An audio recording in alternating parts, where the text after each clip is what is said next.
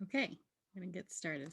Hi, this is Sally Lynn McDonald with Anarchivist, and we're here today to talk about Amazon monetization programs, ways for you as a lifestyle brand, which is what you are, my lovely artists, can it provide information to your students, your fans, people who are looking at your posts and want to learn how to, what tools you're using to take those recommendations and monetize them. So you're putting in the work.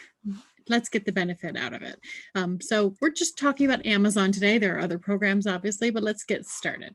So unlike traditional affiliate marketing programs, such as Share a Sale, which points to a specific vendor, the Amazon program points to an ASIN. Think of it like a product number. Whomever wins the buy box means whoever is actually going to fulfill that order is based on Amazon's own tool. So Amazon determines that through their algorithm. They determine that based on who, for example, who will get the sale, whether it's fulfilled by Amazon. The algorithm will decide based on that, based on inventory levels, based on the price, based on their ratings as a vendor, etc. Sometimes it's a mystery, but anyone who sells on Amazon knows that it doesn't favor anyone in particular.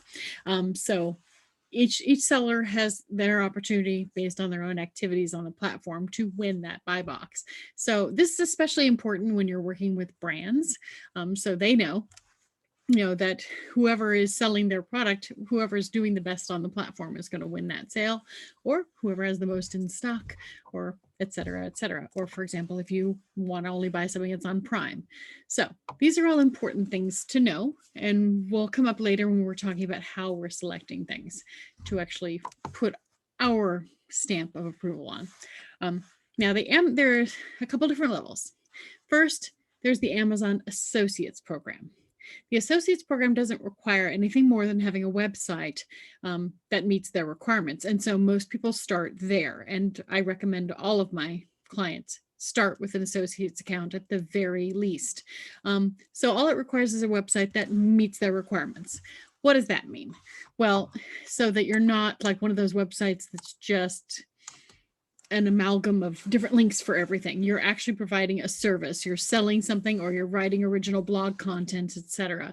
So all of my clients are, so I don't have to go into a lot of detail about what you shouldn't be, but you should definitely be a website that is providing content or information, or selling your artwork, etc., not just a smash of a whole bunch of things put together trying to make money based on people clicking things.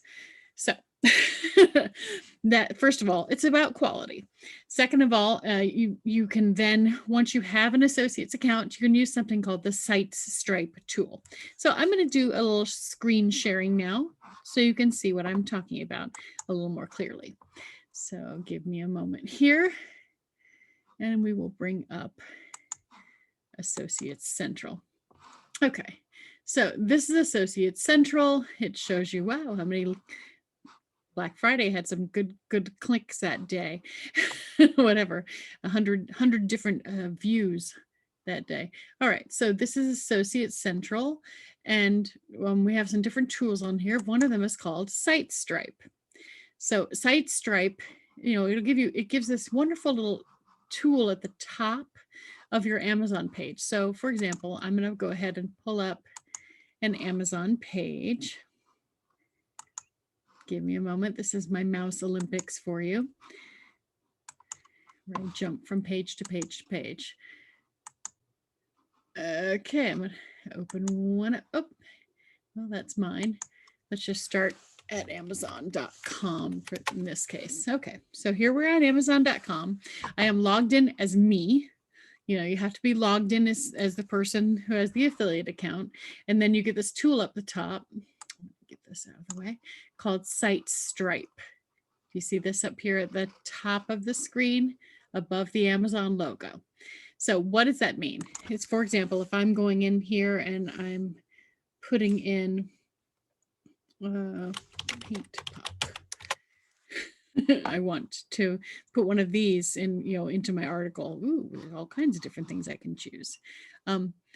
First of all, I'll show you how I make a choice. The first place I click on, I'm searching for paint pucks. Now, this is funny because you're going to basically get sponsored content here. First of all, this is somebody who's put paint puck as their word. So you're getting an ad. Then you're getting Amazon's Choice, and these are all sponsored as well. And these may not have anything to do with what you're searching for. They just happen to in this case, which is good. And then also right below that, I like to take a look at the unsponsored. The first unsponsored choice is typically the one I'm going to go for because it's not based on an ad or how much they spent. I mean, look at this, it's $140 for a bunch of paint pucks. I don't know what they're selling. That's definitely not something that my clients are going to choose. So I'm going to look at that. I'm also going to look at, this is the first thing right here, average customer review. I'm going to look for something that has 4 stars and above, and that's going to winnow out some of that. And then perhaps, I think that prime shipping is important. So I'm going to see if that's an option for something. And then I can actually get in and choose, something that's branded as paint puck, to get even closer, narrow down to what you're looking for. Because you'll discover, like, for example, because based on keywords, this showed up. Maybe I want to do that instead. Maybe I want to do it also, but it's going to help you when you're doing your research to get what you're looking for. So this is the one I decided I'm going to use. Great. I've got good ratings. It's in stock. It's actually sold by the manufacturer. Looks like a good fit for me to put my name behind. Okay. So now I have this up on the screen. There's a couple things that I want to take note of. First of all, SiteStripe. This allows me to get either a text link to this page, which also goes to my affiliate account. Great, I can do that. I can get just a picture if I wanted to stick that into a blog post or an email, for example. I could use just this link information. So it's giving me all the HTML, all the code that I need for that. My personal favorite is the text plus image option. This gives you this really useful thing. Instead of just a link, which doesn't really tell anyone anything, or just a picture, which doesn't tell them price or source, or even that it's really clickable, give them this nice little box. The text plus image feature gives them a box, tells them where it's coming from, gives it a name and the current price, and that it's on Prime. All of that in one little piece of snippet code that you can stick on your website. So on the affiliate program, that's a great thing to use. Let me show you that in action. So here's on my website, I have an article about benzimidazolone yellow. And in this article on my blog site, I embed a video, and then look there, all of the different products that come in this newer color. So in the watercolor and the high flows and the fluid acrylics, I'm giving basically everything in benzimidazolone yellow, we'll just call it benz yellow, that they can get. And it shows them the prices. It shows them everything they need to know before they even click on it. Because as you and I both know, these days, clickbaiting, I mean, things can be, no one really wants to click on it unless they feel comfortable and have a sense of trust. So first of all, they know it's on Amazon. That's a worthwhile click, or if you're using ShareASale, that it's Blick or whoever it is that you're selling for, or Joggles, etc.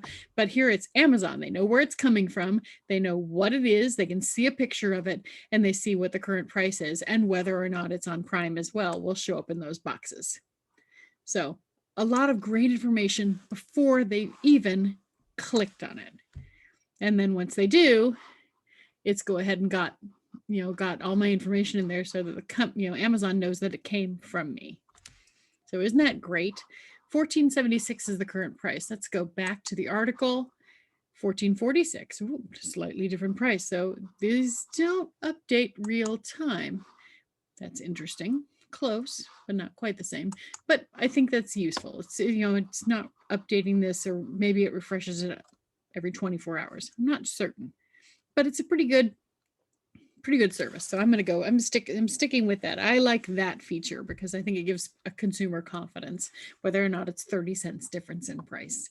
Okay, so that's Amazon Associates SiteStripe tool, and that's how you use it.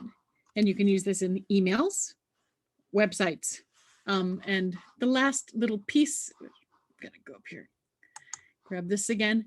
The last piece is over here. You can share these things on Facebook or Twitter. Don't share it on Twitter. Nobody wants your stuff on Twitter. Okay, that's just not the right platform for it. And frankly, I never do these shares because social sharing, it does not work. You're sharing a link to a social network that's outside of that social network. So in the algorithm that company has, there, it's never going to get seen by barely anyone. So when you click on something like this, yes, it'll, log in and give you this really easy thing to share, and it'll put it up there and, oh, isn't that useful? And you can type something about it. But the fact of the matter is that Facebook sees that as a link. You are posting a link, and all of my clients know that I'm usually going beneath their posts when I see them do something like this and sending them the zappy fingers, because Facebook hates links outside of Facebook. So they're going to put this in the trash can of not being seen. It's just not going to be seen by anybody as far as the algorithm is concerned, because it's a link to outside of Facebook. So don't do that. Don't use that part of SiteStripe, please. If you want to link to something like this, by all means, take that picture, right click it, save it, type about it, upload a picture, and then put your, the little link, use that little link. But yeah, social does not like doing shares off of here. So don't use it. It doesn't work. Okay. So now off of my soapbox, on to other things. So that's the SiteStripe tool. So the next area that we want to talk about is Amazon Influencer. Now, Amazon Influencer, it's like a subset of I wouldn't say subset. It's core to the Amazon Associates program. You have to have associates to have the influencer program. It's based on social media engagement. This is the thing that I find most of my clients are confused about, because I can't tell you how many fans or how many friends or how many followers you have to have in order to get approved for the influencer program, because it's based on engagement. They're going to make that decision based on their own magic, which they don't publish to you and I, but it is based on engagement. So on Facebook, you could use, for example, a personal profile and use that. If you had 5,000 followers on your personal profile, I mean, how many people started using Facebook before they realized, oh, I should have a page for my business? So, all right, take advantage of that. You have 5,000 followers, you're going to get approved, most likely. And then you can use that for a profile. You can use Instagram, you can use YouTube. But I have, the influencer level is more difficult to attain, certainly. But I have artists who have really high engagement on whatever platform they're using, that they're really engaging their audience. The metric that Amazon is focusing on is engagement, which means even micro influencers, people who have 1,700, and I know it sounds like a lot, but it's not a lot. Or you may have 4,000 and you don't get approved, but if you have 1,700 people and you're like really, really, really engaging with them, they work hard at engagement, they're getting approved. So I can't tell you exactly how to get approved. I can just tell you, if you're working your business, you're going to get approved. So now we're moving on. We're going to talk a little bit about what is different with the influencer program versus associates, because associates is powerful, especially if I have a large email list and people engaging via email to sign up for your classes, etc., or you're sending out things regularly to an email list. Associates is definitely the way to go, and I would tell everyone that I'm working with to get an associates account. But influencer can be very interesting as well. So let's talk about what that gives you. And I'm going to show you, flip back to a screen so you can see. Okay, let me move this out of my way. All right, so Amazon.com. I'm going to go back to my website here, for example. This is going nice and slow since we're all on here together on the internet. And down here, I've got, this is my influencer storefront. I'll get back to the flags in a minute. So this is my storefront. So when someone is coming here, they see my face, my branding. I tell my clients to keep it consistent across all of their social media. use that same profile pic across all your social media. So when someone lands on one of your sites, they're like, yes, there's Sally Lynn. I feel comfortable. This is her place, so it's just about a comfort level. We're going to start first with generally influencer. You have your name, you can put your own subtitles here, etc., etc. They give you a nice little blue check, which makes you feel validated. But that just means that Amazon's giving you a blue check of yay, we like you. It also has all the language here that says, what the influencer language is that's required by FTC, et cetera, et cetera. You don't have to worry about that. Amazon's putting it in there for you, yay. And then first thing we'll talk about is, let's go down here to shopping list. This is the easiest way to be engaged as an Amazon influencer, is the shopping list. The shopping lists, you can have as many as you want. You can put as many things as you want in them. They're editable. You can change things or add things at any time. And it's really super easy.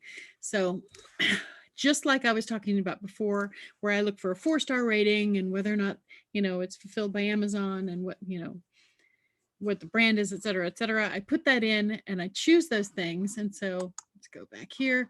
Say I found these watercolors and I wanted to use this. In the URL, you go right over past Amazon.com, past DP, there's this ASIN or item number. The ASIN, the Amazon SI number, stock index number, I don't know. I'm not really caring about what an ASIN means, but that's the ASIN. That's a unique identifier for this product, not for who's selling it, for that product, especially when it's a large brand. That number should work regardless of who's selling it. So on one day you may have this person selling it, on another day it'll be another person, but that ASIN will refer to this product always. And so we copy that, we go into our storefront, and say I wanted to add this in here. I don't, but if I did, I would go and edit my list, and it brings up this little add items to your list. Now this is where you don't want to spend a lot of time typing in core yellow watercolor, because that's going to give you a whole bunch of stuff, and based on keywords and all, and you might get what you want, but you got to do all this.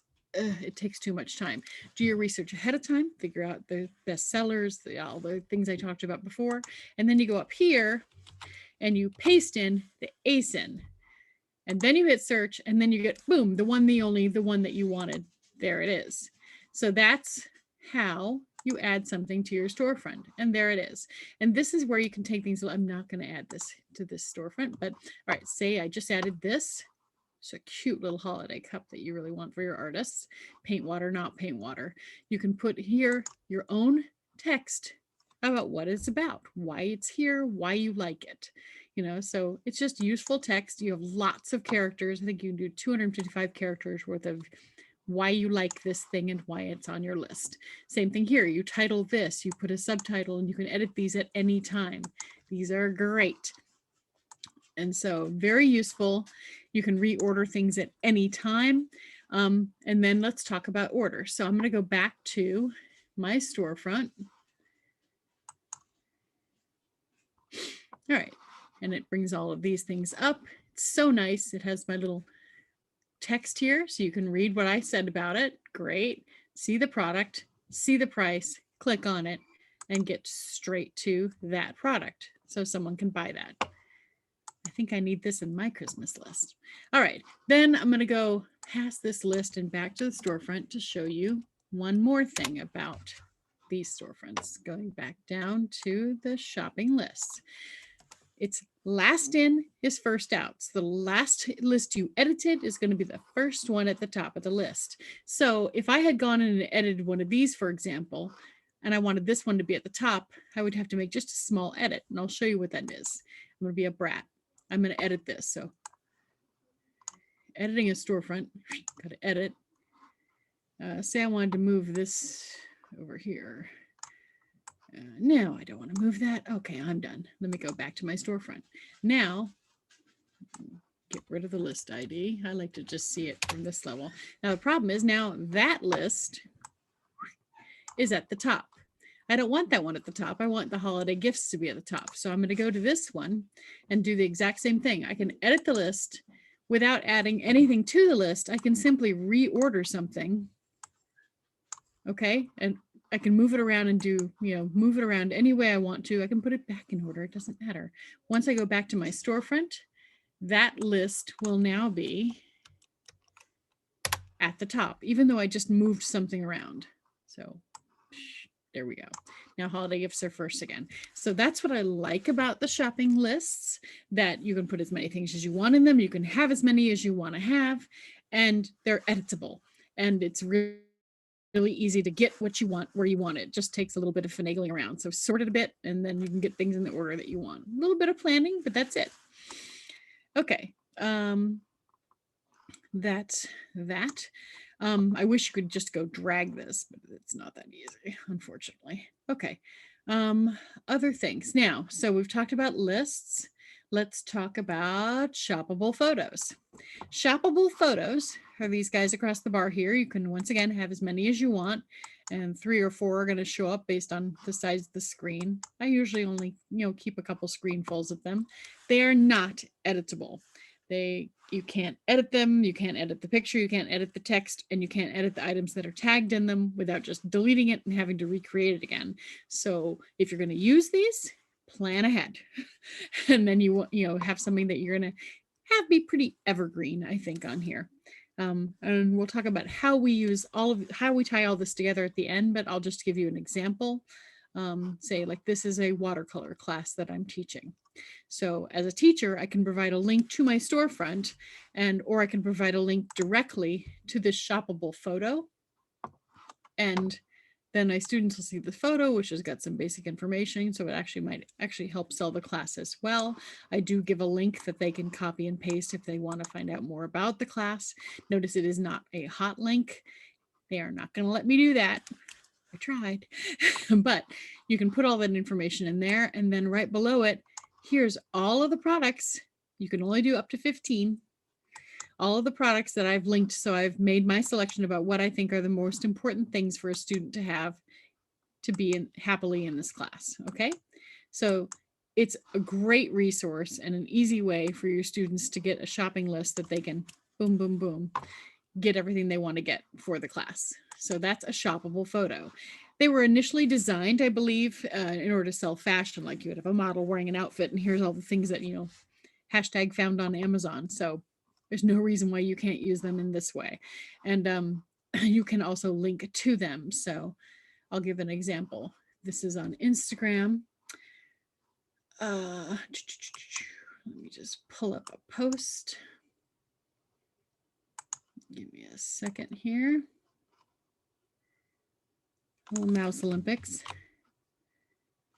And I'm going to copy this post and open it in the window so you can see shoppable photos in action. So on Instagram, I have posted a photo, and it's not the same exact photo. It's very similar. It just happens to have a little title across the bottom. So this is Instagram, and it talks about that shoppable photo. And then it's got, I've linked different people, different companies in it. And if you go to my link tree, I say link in bio, my link tree has, there it is, my ultimate watercolor mixing palette, also my art supply store, but that takes them directly into Amazon, into the shoppable photo. And again, it only has 2 items in it, but this is also linked on my Pinterest, which I'll pull up now.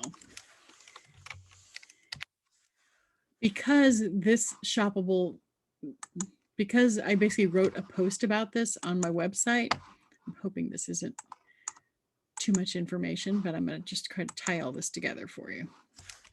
I keep clicking on the wrong thing. Okay, so under art supplies, it's either under studio or organization. I'm kind of laughing at myself. Here we go. Art studio organization. There's the pin. It says how I filled my ultimate 53 color watercolor travel palette. You click on this, it says I've completely got the blah, blah, blah, blah. And it links to directly to Amazon.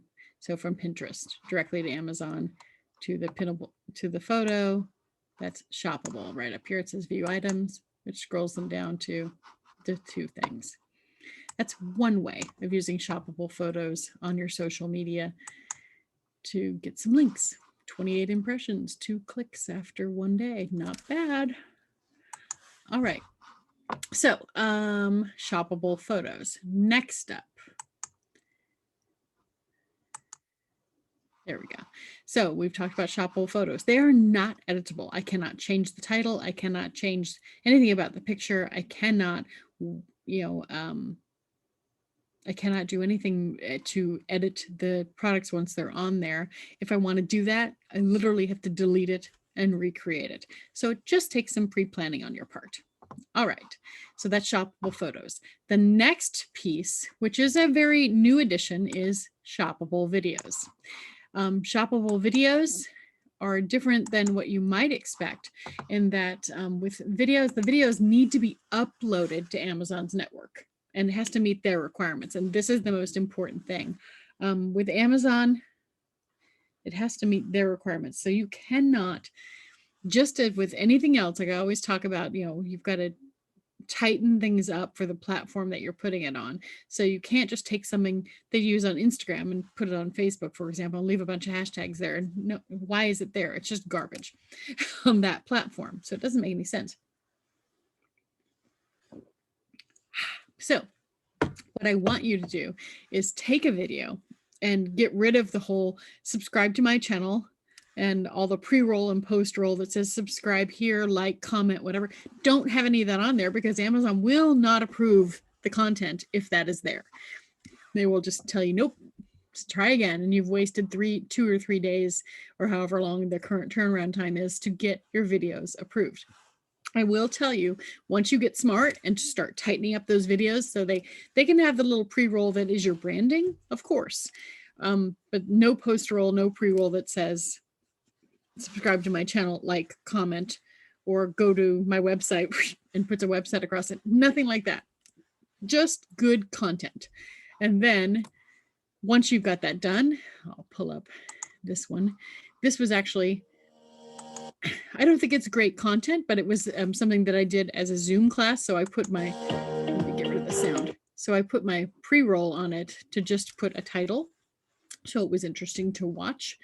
And then it was the portions of the Zoom class that I did that I thought were most useful for a short video. So this was an 1.5 hour Zoom that I did. And I got it down to 4 minutes of shoppable photo because this was just talking about labeling. They didn't need all the other information in this. And believe me, people only watch videos about 4 to 6 minutes. That's all they'll watch. So you want the good stuff in there. So from 1.5 hours to 4 minutes. Makes me want to cry. But the 4 minutes of good stuff, in that 4 minutes, I specifically mention these products, which I have tagged across the bottom. And that's another key. No subscribe here or comment or like, but you can also only tag products that are specifically featured in the video.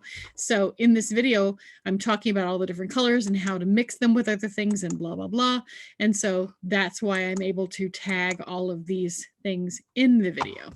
Okay, so that's super important. So a couple things there. And then anything that you've uploaded shows up in the playlist to the side. So it's nice in that you don't have, unlike YouTube, you don't have everyone else's videos showing in there. They put you in a playlist of your own. And so people can go wandering to another video. And so that's a video that I created. Here's another video that I created specifically. It does have sound, by the way. Yes, it does. It has sound. Unfortunately, it does only puts in its own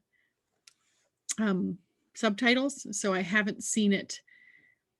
Unfortunately, I'm not able to upload my own subtitles because I wish I could, but that'll be a feature I'm sure that will come down the line. But it does put in its own captioning.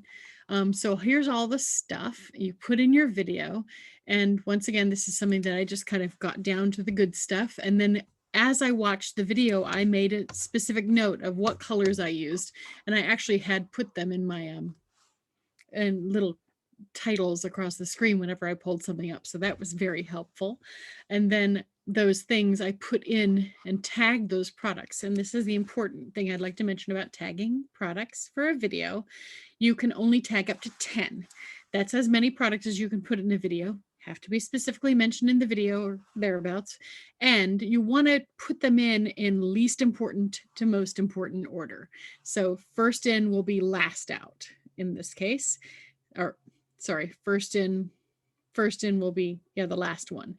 So you definitely want to put them in least important to most important order. So in this case, I put like the item that you have to do this project, which is the gel plate, and then the colors generally that I used, and the brayer, and maybe some paper, you know, et cetera, et cetera.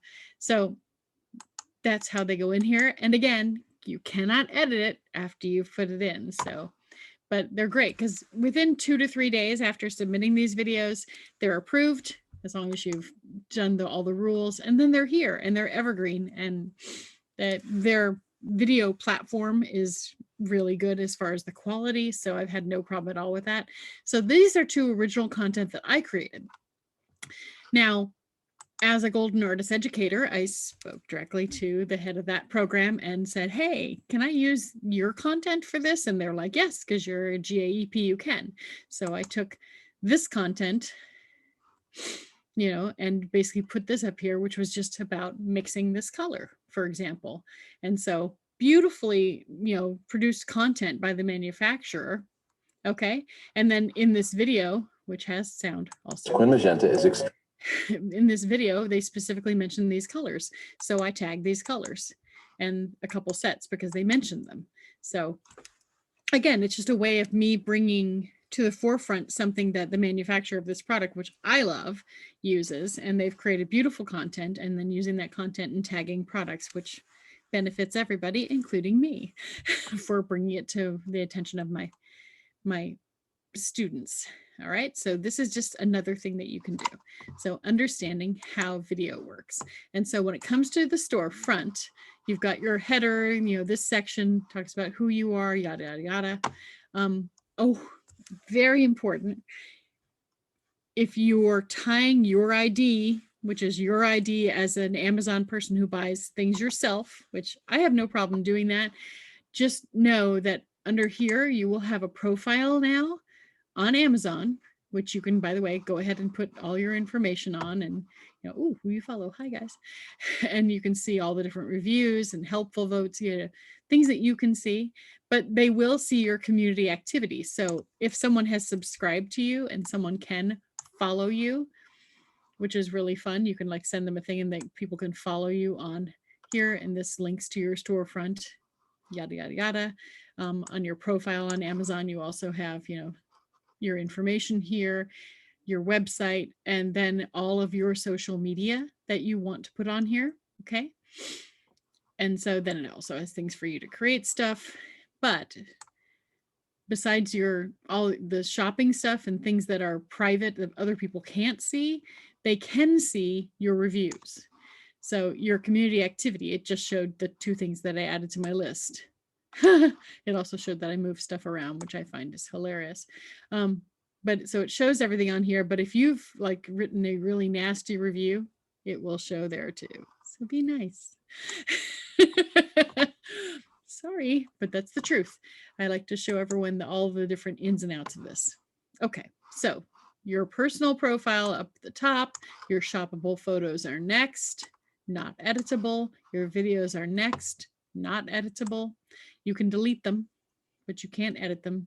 And then your shopping lists, which are editable and have no limits as to how many things you can add and how many lists you can have. Okay, so that is an influencer storefront. One more thing, and then I'm going to talk about how this gets tied all together. So now that you have an influencer storefront, influencer storefront and an Amazon affiliates account. Regardless of which program you're able to achieve, if you can't get influencer, but you have affiliates, there are still a lot of really powerful tools that you can use as an Amazon affiliate. And this all comes down to you are a lifestyle brand. So, and your reach is not just your own backyard, even though it may feel like it right now. The best part is that your reach is global. You're on the web, you're on Facebook and Instagram and all these different places. And you may be teaching classes online to people who are in, Australia and South Africa and, Europe and Canada, all over the place. And if you want to provide a supply list to those people for your workshop so that they can create along with you, you can take advantage of the fact that you're providing that in a way that people can get access to it. So as an Amazon associate, you can create associate accounts across all of Europe, Japan, Australia, Canada, and the United States, which is where I'm based. So, for example, I'm going to bring up, here is my associate account. So I have associate accounts in the United Kingdom, Canada, Germany, France, Spain, Italy, and Japan. And they're all linked to my United States account. So I create all of those and then I link all of them to one place. And what does that mean? It means if someone comes to my website, I gotta get back to my website here. If someone comes to my website and is reading my article, a bit, sees on social media that I'm talking about benzimidazolone yellows and goes to my article and reads about them and says, oh, I want to buy that. And then they, oh, by the way, so here's a graphic I created. Here's a video I embedded from the manufacturer's, YouTube or Vimeo. And then here are all of my associate links. We talked about SiteStripe and the text and image SiteStripe. So if you're from Germany and you come here and click on this, it will bring you to your location. It'll bring you to amazon.de. And so if you click on that and you buy it in Germany, and assuming you've done your research and this exists in Germany, then you're going to get credit for that sale. You're going to be able to give them a link. They're going to be able to find the product whatever location they're in. And you're going to get, a little piece of that, a tiny little piece of it for providing that service. So it's really important to me. To get an associate's account, all you need is a website. You're providing a service and you're linking to this. You're doing the research to find these things and get products that people can get worldwide. And for providing that service, you're getting pennies, but passive income is so important. And it's an easy way to provide links to those products. So I have to say, half the time I'm like looking, when I'm talking about this, I'm like, oh, I really need to order that or that. And I'm going ahead and looking for it myself and just creating that little spreadsheet somewhere with everything. So I have the ASINs for these products.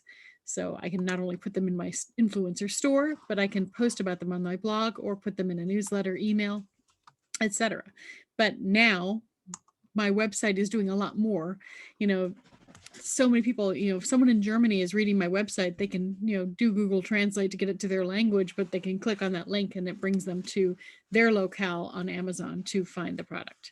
So it's a very powerful tool. Okay, yakking about that. So I recommend all of my clients, get Amazon associate accounts at the very least. And if you do have a global audience, by all means, getting that global influencer account set up and linked together. And you could do that by going to my Anarchivist website, which I will provide a link to. And I do that as a service for my clients. So I think it's invaluable. It's something you can definitely do yourself, or I'm happy to help you with that as part of my services. So that's go to facebook.com/book/tech geekery, TECHGEEKERY, Tech Geekery. And that's how you'll find a list of the services that I offer. Okay. Next up, how it all ties together. And one of the ways that I believe is truly underutilized by so many fine artists that I'm aware of today is Pinterest. We've shown how we can hook things together on our website. We've shown how you can do things on Amazon or on Instagram, for example, to link to things. But Pinterest is the Google of creativity. And it's not just crafts and DIY, it's everything. I mean, it's just a wonderful subset to me of searching the entire world for everything, fertilizer, plants, and getting straight into things I want to do or learn or create. So do not underestimate Pinterest. And let me show you what I mean. So back to the screen. We're going to go here and I'm going to show you, for example, Pinterest. So let me quickly get here. Nope, you don't need my face. Okay, so this is my Pinterest account. And, you know, it's something that for a long time I completely ignored was Pinterest. I didn't spend any time on here, but recently I have been on here again and just putting in what I will call minimal effort. And I already have 25,000 monthly viewers. So just with minimal effort, I'm starting to really see a return on investment with Pinterest. And so I created a board specifically to link to products. And then I use them. So here's an example. This is the art supplies and tools I love. I'm yakking too much. So these are just all the things that I love or I'm mentioning in my blog posts, et cetera, et cetera. So first and foremost, I put all of them here, but sometimes I create sections for different things that are very specific. So like here's with the core watercolors. Let me show you. I love these. I created these graphics myself based on what they had publicly on the website, and I'll just show you these. It has the swatch panel, the tube of paint, and then create something that people will want to click on. So besides, if they just saw this, would they click on it? Would they even know what it is? So always create your posts natively inside of Pinterest. And that way you can, put a title on it, go ahead and watermark it if you're doing the work to create that, and then put in the description. Don't just link to Amazon with a title, because think about how you want to buy things. What makes you interested? As an artist, why do you use this color? Why are you calling this out? So when I create one of these posts, I'm organizing it. I'm putting the title. I'm using a keyword, here in the title. And I'm also putting, hashtags in here so that people in other languages might be able to find it easily. And I'm putting, what is it?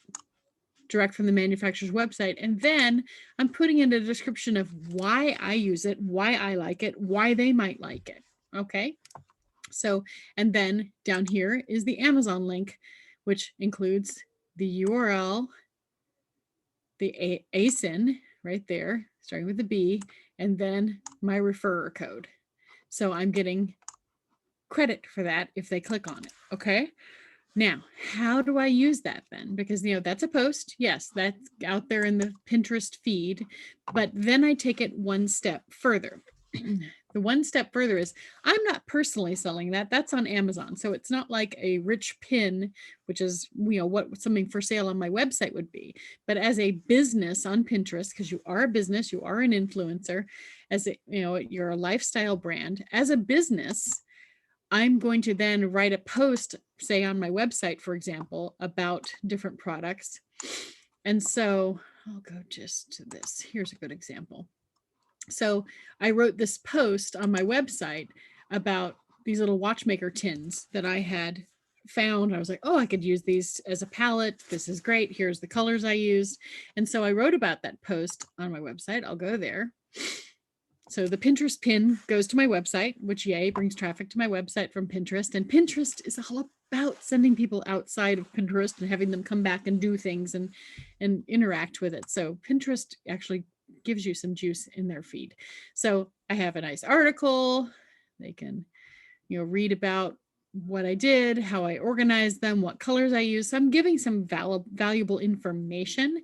I'm also linking to my Amazon storefront, you know, but I didn't like go list every tube color here. I could have gone ahead and done the associates things for every single color, but yeah, I wasn't doing that day. Still could, because I can edit anything on my own blog. So just basically put down a list, you know, an article.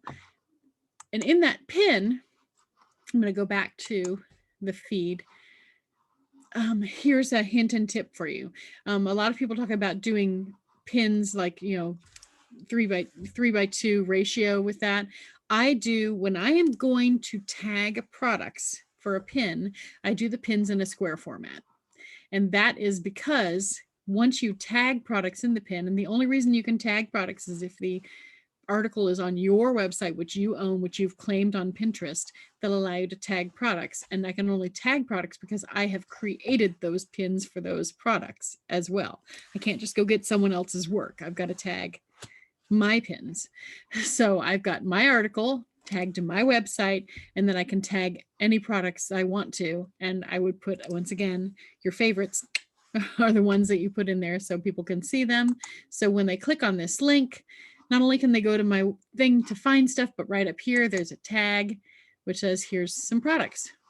So all the products that were used in that pin. And I can add products. Pinterest actually lets you edit stuff after the fact, which is a godsend. But, you know, here's all the different products, and these are my pins. So my pin, you know, my Pinterest pin with tag products goes to my pins, which are tag products, which then can take them into Amazon to go buy it. So it just brings everything together. All right, I hope that's not as clear as mud. Let me show you one more thing, the difference between how things look. For example, so let me go back. Here, this has a good example. So here is a pin where I didn't think about how it would look in the feed. And here's one where I did. When it's a square feed, you know, then I have stuff linked below it. And so you can like go buy everything. This one was just a normal size pin. And when I tag the products, they're all the way down there. And if you're in newspaper or magazine, you're like things below the fold, it's below the screen. So they can't even see that if they're looking at this board. So obviously having a shorter pin, you know, the square size pins, you would see all the products that are tagged on it too, which, you know, it's just a matter of how you think. When I'm looking at that, I'm like, oh, that's an interesting looking thing. Or that's an interesting looking paint cup. Let me take a closer look at that. And then, you know, it brings up this. And if it's a big long pin like this, again, you're not seeing the products below it. Oops. You're not seeing the products below it. So if it's a big long one, you know, you're kind of taking up too much screen real estate. So if you're going to tag products onto a pin in Pinterest, make the pin itself a square picture, and then tag the products, and then it'll have a nice 3:2 lineup. So things line up nicely in your feed. Okay, so let me show that in my studio again.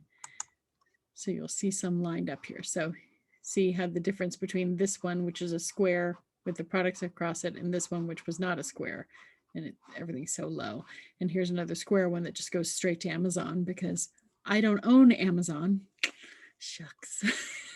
So I can't pin products, tag products into my Pinterest post unless the pin is going to my claimed website. So this is going to SallyLynnMcDonald.com. It knows that's my website. It allows me to tag products. Same thing with this one. This one is going directly to Amazon, and so I can't tag products in it, but it does the job of bringing them directly to my shoppable photo on Amazon. So you can do a mix of both. All right, I hope that has been useful. Let me think if there's anything else I can bring up. So you can tie it to your website, your Pinterest, your Instagram, your Facebook, et cetera, et cetera. You can also put links, the short links on the site stripe onto your YouTube videos. it's just a really useful way of tying it all together. So once again, I'll just to recap, Amazon Associates, you just need a good website, an approved website, and that's easy to do. And then once you have that, you decide, do I want to get the same thing in different countries? You can do that as well, and you can link them all. So you just provide the banking information to the US account, and all the other ones flow into it. Yay. Love things when they're done well. Amazon Influencer. You have to be engaging on your social media platforms in order to get approved for this. There is no formula that's going to say that you're absolutely going to get approved, but once you are, it's an amazing way to have your own presence on Amazon. And you're not really selling anything, you're just providing shopping lists to help your students and people who are looking at your videos and stuff get the things that you're already recommending. So it's a wonderful system there and a great cycle of life. And the same thing, since this is only about Amazon today, but obviously we can talk about ShareASale and other systems as well of linking to more specific items that maybe wouldn't be on an Amazon that you could only find at a Blick. You know, for example, they are on ShareASale, so you can use that in combination with the Amazon Associates program. So not going to forget that all of that exists, because I also have associates, ShareASale accounts with Blick and Joggles and Etsy and, you know, all of these, Waffle Flower, all of these different companies that have such specific products that they're selling themselves and through their own sites. So you can support anyone that has a site that has a ShareASale account and just get approved to do that as well. But today was about Amazon, so I wanted to focus on that a little bit. So Amazon Associates, Amazon Influencer, Global, Amazon Associate, all of these things you can use to get a passive income. And I think that's extremely important, especially as, you know, where artists are doing a lot more teaching online. So your audience is worldwide. It may feel like it's just your backyard right now, but your audience is worldwide. People are looking for these, you know, inspiration and things to do and how to do them, and your recommendations have value. So now you can get some value add for making those recommendations. And if you have any questions, if you would like to look into or have my help in creating this, of course, you can always go to fb.com/book/techgeekery or just follow the links that I'm going to post with this on Anarchivist and anarchivist.art. And I will be happy to work with you to create all of these connections for you. And thank you very much, and have a great weekend.